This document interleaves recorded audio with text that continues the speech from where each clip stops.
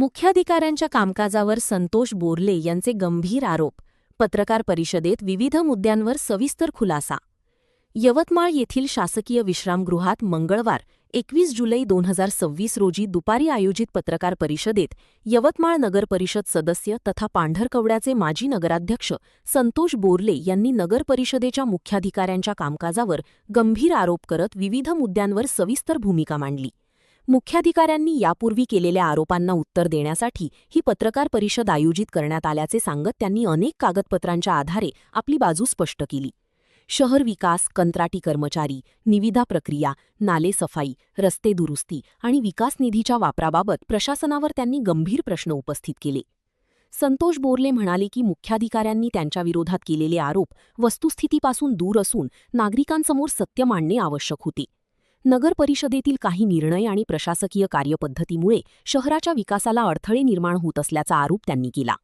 नगर परिषदेत मंजूर झालेल्या अनेक निर्णयांची प्रभावी अंमलबजावणी होत नसल्यामुळे नागरिकांना अपेक्षित सुविधा मिळत नसल्याचे त्यांनी सांगितले. कंत्राटी कर्मचाऱ्यांच्या हितासाठी नगर परिषदेत मंजूर करण्यात आलेल्या 2 महत्त्वाच्या अटींचाही त्यांनी उल्लेख केला. त्यांच्या म्हणण्यानुसार कंत्राटदारांनी प्रत्येक महिन्याच्या वेतनाचा बँक स्टेटमेंटद्वारे पुरावा सादर करणे तसेच कामगारांनी कोणत्याही कारणाने काम बंद केल्यास 6 महिन्यांपर्यंत त्यांच्या वेतनाची जबाबदारी स्वीकारणे अशा अटींचा समावेश करण्यात आला होता. या अटींमुळे कर्मचाऱ्यांना वेळेवर वेतन, किमान वेतन कायद्यानुसार पगार, EPF आणि इतर वैधानिक लाभ मिळू शकले असते. मात्र मुख्याधिकाऱ्यांनी या अटी निविदा प्रक्रियेतून वगळल्यामुळे कंत्राटदारांना लाभ झाला आणि कामगारांचे नुकसान झाल्याचा आरोप त्यांनी केला. निविदा प्रक्रियेवर टीका करताना बोरले यांनी काही कंत्राटदारांना फायदा मिळावा यासाठी नियमबाह्य पद्धतीने अटी शिथिल करण्यात आल्याचा आरोप केला. निविदा प्रक्रियेत पारदर्शकतेचा अभाव असून यासंदर्भात विविध स्तरावर तक्रारी आणि आंदोलने करण्यात आली असल्याचे त्यांनी सांगितले.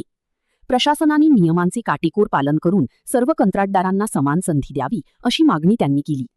शहरातील नाले सफाईच्या कामांबाबतही त्यांनी प्रशासनाच्या दाव्यांवर प्रश्नचिन्ह उपस्थित केली. मुख्याधिकाऱ्यांनी पावसाळ्यापूर्वी मोठ्या नाल्यांची सफाई पूर्ण झाल्याचे सांगितले असले तरी प्रत्यक्षात अनेक भागांत नाले तुंबलेले असून नागरिकांना पावसाळ्यात मोठा त्रास सहन करावा लागत असल्याचे त्यांनी सांगितले.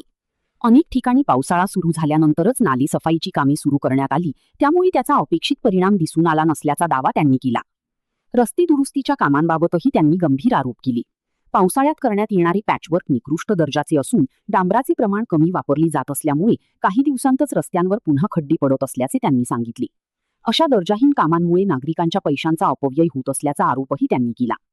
विकास निधीच्या वापराबाबत बोलताना बोरले यांनी नगर परिषदेत मंजूर झालेल्या निधीचा समतोल आणि नियोजनबद्ध वापर होत नसल्याचे सांगितले.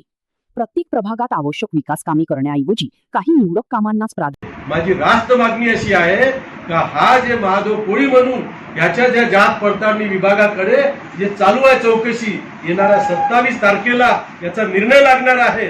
मी हायकोर्टात रिट पिटिशन दाखल करल की आदिवासीचा हक्क हिरावून घेणाऱ्या या मुख्याधिकाऱ्यावर बडतर्फ करण्याची कारवाई करा. 420चा गुन्हा दाखल करा आणि त्यासोबत शासनाची दिशाभूल, नगर परिषदेची फसवणूक आणि अनेक डिग्री त्यांनी जे आदिवासीच्या खाली घेतलेल्या ते सगळे जे आहे ते बरखास्त करण्यात यावं, निरंकार करण्यात यावं. याचं एज्युकेशन पूर्ण आणि याच्या कारकिर्दीमध्ये जितकं शासनाचे पैसे, पगार, DA हे सगळं उचललेलं आहे, हा सगळ्याची वसुली करा आणि याच्या कारकिर्दीमध्ये झालेले सर्व कामाचे पूर्ण ऑडिट झाले पाहिजे.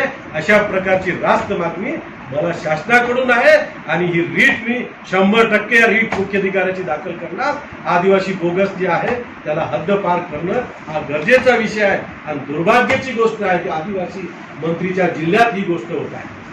हे महत्वाची विषय आहे. माझ्याकडे पूर्ण कागदपत्र त्याचे आहे, सगळे कागदपत्र आहेत. वंशवार तक्त्यापासून हा कुठं पैदा झालं, कुठं वाढलं, कोणत्या शाळेत एज्युकेशन घेतलं आणि त्या हिंगोलीमध्ये काय काय कुठे कुठे याचे संबंध होते, अशा अनेक विषय माझ्याकडे त्याच्याकडे. 1 नंबरचा बोगस, थोटांड, भ्रष्टाचारी आणि कागदपत्र फॅब्रिकेटेड तयार करणे, डुप्लिकेट कागदपत्राच्या माध्यमातून शासनाचे ज्या काही फायदे आहेत ते उचलणे, अशा प्रकारचा माणूस हा यवतमाळ सारख्या नगर परिषदमध्ये मुख्याधिकारी म्हणून बसलेला आहे आणि अनेक गैरप्रकार, भ्रष्टाचार हा सतत चालू ठेवलेला आहे. हा कुठंतरी बंद झालं पाहिजे.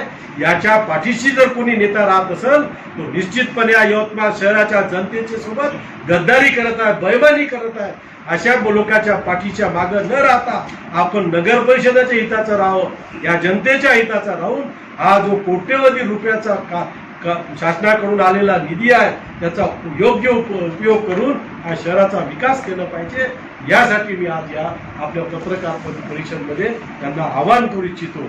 आणि मी हा सगळे मुद्दे जे मांडले गेले होते तुम्हाला प्रेस नोट देऊन की आज म्हणजे वस्तुनिष्ठ आपल्या समोर सादर केलेली आहे आणि मी इथपर्यंत थांबत नाही. माझा आव्हान आहे याच्यात मी मेन्शन केलेलं आहे. जर मुख्याधिकाऱ्याची तयारी असेल तर नगर परिषदेच्या समोर मी जनता दरबार घेतो. त्या जनता दरबारमध्ये मुख्याधिकाऱ्यांनी हजर राहावं आणि मी मांडलेले सगळे तक्रार, सगळ्या भ्रष्टाचाराचे प्रकरण, सगळे गैरकायदेशीर कामं याचा जबाब त्यांनी दिलं पाहिजे. माझा आरोप लावलेला त्यांनी खोडलं पाहिजे. त्याच वेळेस त्याच ठिकाणी मी राजीनामा देणार, अन्यथा त्या मुख्याधिकाऱ्यांनी या गैरकायदेशीर कामं केलं हे मान्य करा अशा प्रकारचा माझं राहणार. त्यांची तयारी असेल की त्यांनी जे खुलासे करण्यापेक्षा डायरेक्ट जनता दरबारात यावं अशा प्रकारचं आवाहन मी तुमच्या माध्यमातून मुख्याधिकाऱ्यांना